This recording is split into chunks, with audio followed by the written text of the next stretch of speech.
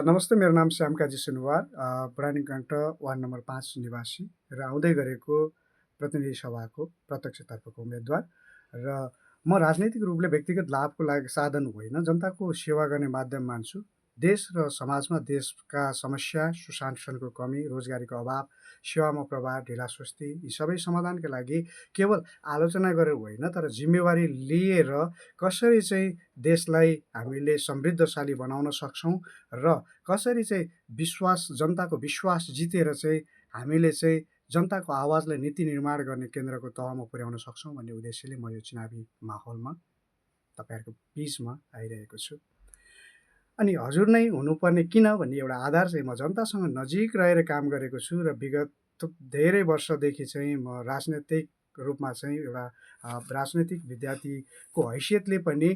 जनतासँग चाहिँ कसरी हामीले कोलाबोरेसन गरेर काम गर्न सकिन्छ र जनताको मुद्दालाई चाहिँ कसरी संसदमा उठाएर चाहिँ जनताले पाउने हक र अधिकारलाई चाहिँ हामीले त्यस ठाउँमा कागजी रूपमा मात्र होइन, तर नीति निर्माण गर्ने तहमा र नीतिगत रूपमा पनि कसरी हामीले बुलन्द गर्न सकिन्छ भन्ने ममा त्यो खालको एउटा प्रतिबद्धता र इमान्दारिता र पारदर्शिता र जवाबदेहिताको भूमिका निर्वाह गर्न सक्ने एउटा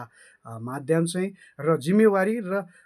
विशिष्ट रूपमा भन्नुपर्दाखेरि म चाहिँ इमान्दारिताको सवालमा चाहिँ नि जनताप्रति उत्तरदायी भएर काम गर्नुपर्छ र जनताले दिएको मतलाई कदर गर्ने व्यक्तिको रूपमा चाहिँ म खडा हुनको लागि चाहिँ यस निर्वाचन क्षेत्रबाट चाहिँ म नै हुनुपर्छ भन्ने एउटा आधार चाहिँ म तपाईँहरूको बिचमा राख्न चाहन्छु। र चुनाव जित्ने आधार चाहिँ के रहन्छ भन्दाखेरि जितको आधार भनेको जनताको विश्वास हो। जब जनताको विश्वास जितिन्छ भने संसारको कुनै पनि युद्ध जित्न सकिन्छ भनेर एउटा शास्त्रले भन्दछ। जसरी मैले गरेका कामहरू जुन चाहिँ विगतका वर्षहरूमा निरन्तर समाजसँग अन्तर्घुलित भएर गरिरहेको कामहरू अनि त्यसले दिएको परिणामहरू र मुख्य सक्रियताको आधारमा हेर्दाखेरि जात, क्षेत्र र भावनालाई नाराको रूपमा मात्रै भन्दा पनि काम र स्पष्ट दृष्टिकोणका आधारमा जनताले समर्थन गर्नुहुन्छ भन्ने विश्वासको आधार चाहिँ मेरो जित हो। र जनताको मुद्दालाई चाहिँ आज मैले नजिकबाट बुढानीकण्ठ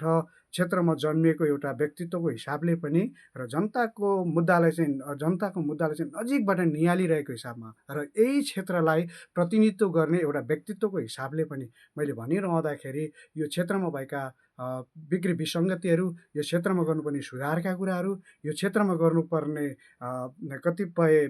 भावनात्मक कुराहरूमा जोडिएर समाजलाई एउटा हातेमालो गर्ने अवस्थामा लिएर जाने कुराहरूमा चाहिँ मैले एकदम उत्कृष्ट भूमिका निर्वाह गर्न सक्छु भन्ने चाहिँ मेरो जितको विश्वासको आधार हो भने चुनाव जितेर के गर्नुहुन्छ भन्ने अवसरको कुरामा चाहिँ नि चुनाव जित्नु भनेको चाहिँ जनताको मत जित्नु हो र जनताको मतलाई चाहिँ हामीले जुन जनताको विश्वासलाई हामीले जितेको हुन्छौँ, जनताको विश्वासलाई हामीले सर्वोपरि गरेर जनताको प्रतिनिधित्व चाहिँ हामीले त्यो कानुन नीति निर्माण गर्ने तहमा पुग्नु हो। त्यस कारणले गर्दा म के भन्न चाहन्छु भन्दाखेरि चुनाव जितिसकेपछि विगतका व्यक्तिहरूले जस्तो पहिलाका व्यक्तिहरूले जस्तो चुनाव जितिसकेपछि जनतामा नजाने, जनताको समस्यालाई सम्बोधन नगर्ने होइन, तर जनतामा